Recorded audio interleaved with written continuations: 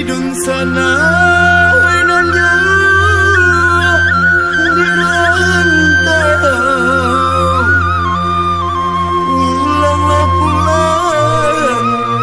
karena minang ini tapian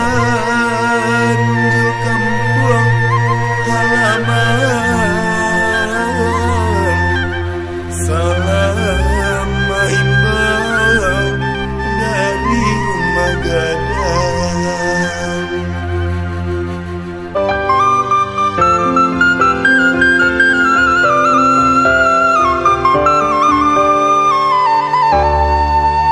Sayun sapa bimbingan mama jo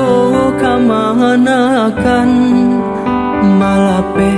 bulan Ramadan salam bajawe kamanangan barayo di kampung kita ada ibu dayo di tanah bundo bajawe tangan saling basuh arek ganggam saling manyapo salam barayo dari Minangkabau dibuka kule katupe gulai kapau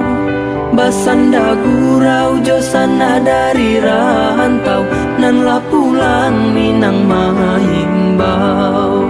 salam barayo dari Minangkabau basambung tangan saling manjambau basanda gurau jauh urang rantau nan lah pulang Minang mahimbau basanda gurau jauh urang rantau nan lah pulang Minang mahimbau daru rangku sikara kaliang basambung maninyo paniaram baputa kampung coba kuliliang Minangkabau babagi salam iyo orang kampung di rantau urang pulanglah pulang karena bundo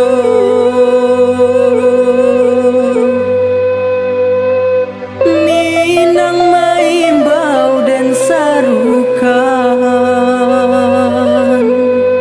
paimbau orang rantau pulang ke kampung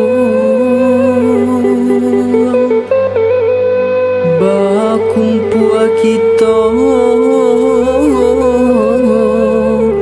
di hari raya barayo di kampung kita ada budaya di tanah bundo bajawe tangan saling basuh arek ganggam saling manyapo salam barayo dari Minangkabau dibuka kule katupe gulai kapau basanda gurau josana dari rantau dan lah pulang Minang mahimbau salam barayo dari Minangkabau basambung tangan saling manjambau basanda gurau jauh urang rantau nan lah pulang Minang mahimbau basanda gurau jauh urang rantau nan lah pulang Minang mahimbau